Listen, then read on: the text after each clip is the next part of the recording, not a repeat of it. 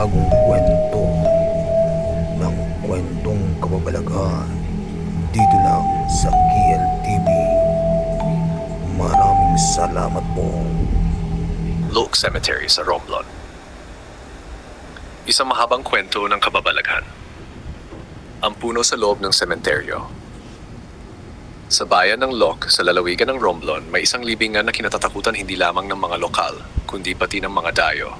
Sa gitna ng sementeryo ay may isang matandang punong balete na sinasabing higit 100 taon na ang tanda. Ngunit hindi lang ito basta matanda.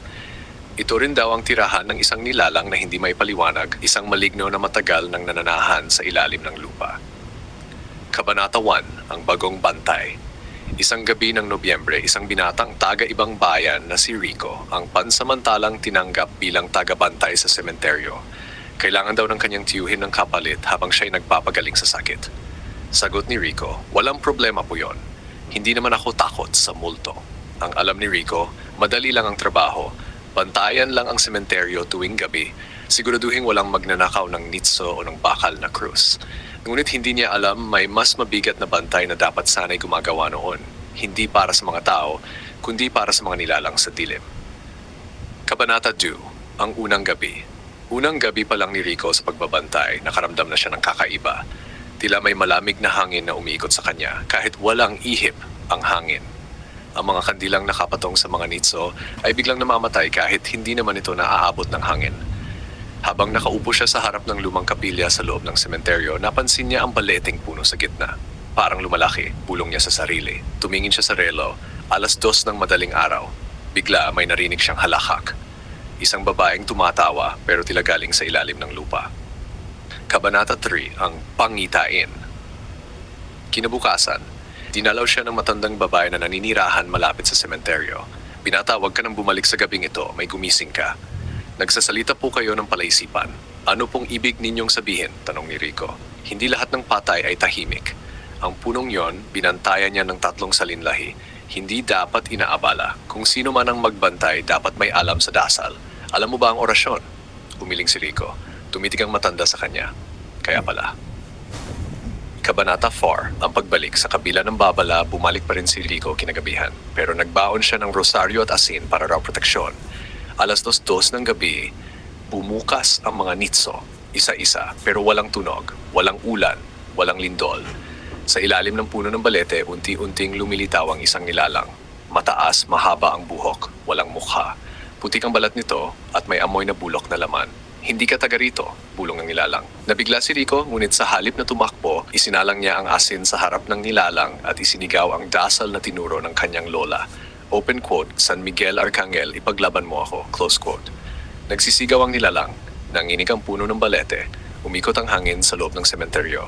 Ngunit bago siya tuluyang mailigtas, biglang nawala ng malay si Rico. Kabanata 5, ang pagmulat. Nagising si Rico kinabukasan sa ospital. Ayon sa mga pulis, may nakakitang duguan siya at walang malay sa mismong ilalim ng balete.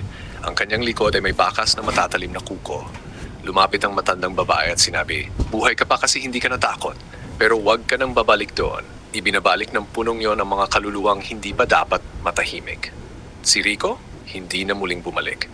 Pero ang punong balete sa sementeryo ng Loc ay nananatili pa rin, naghihintay ng susunod na magkamali. Aral ng kwento. Hindi lahat ng tahimik ay ligtas. Sa mga lugar na may kasaysayan ng kababalaghan, paggalang ang dapat laging baon mo, higit pa sa tapang.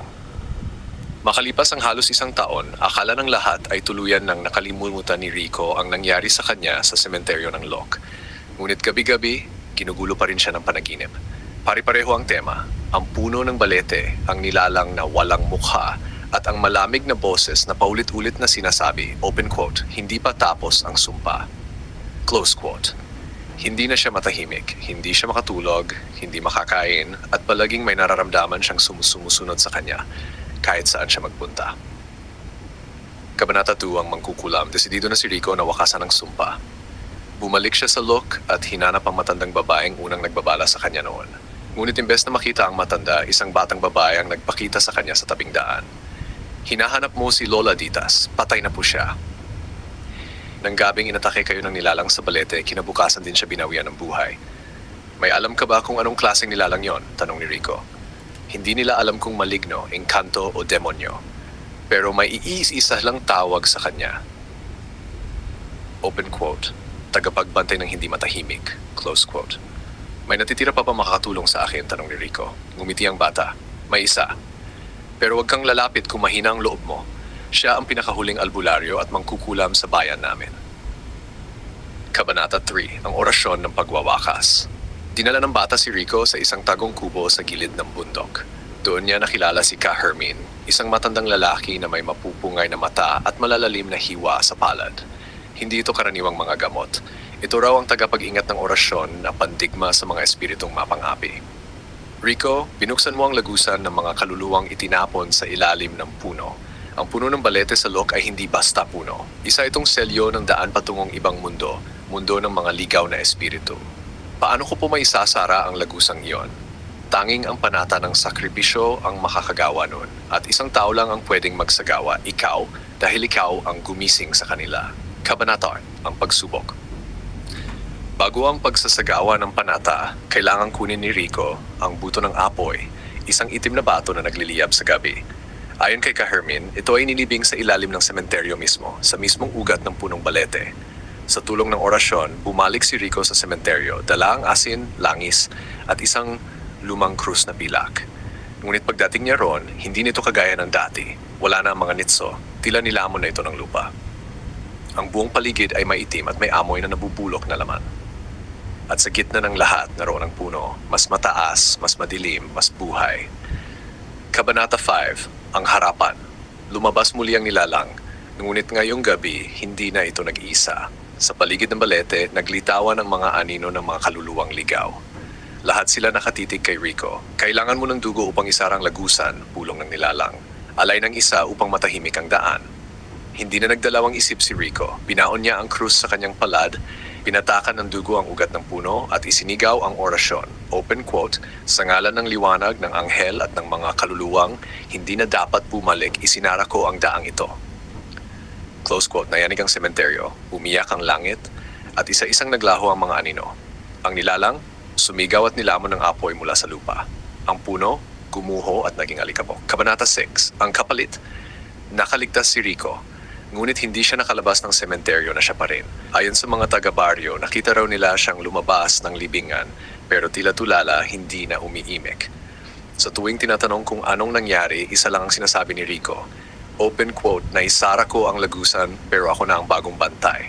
Close quote. At simula noon, wala nang nakalalapit sa punong kinalalagyan ng balete. Walang halaman ang tumutubo, walang kandilang umaapoy. At si Rico, palaging naroroon. Aralang Part 2, may mga lihim na hindi dapat binubungkal. At kung ikaw nagbukas ng pinto, responsibilidad mong isara ito. Kahit pa kapalit ay sarili mong kalayaan.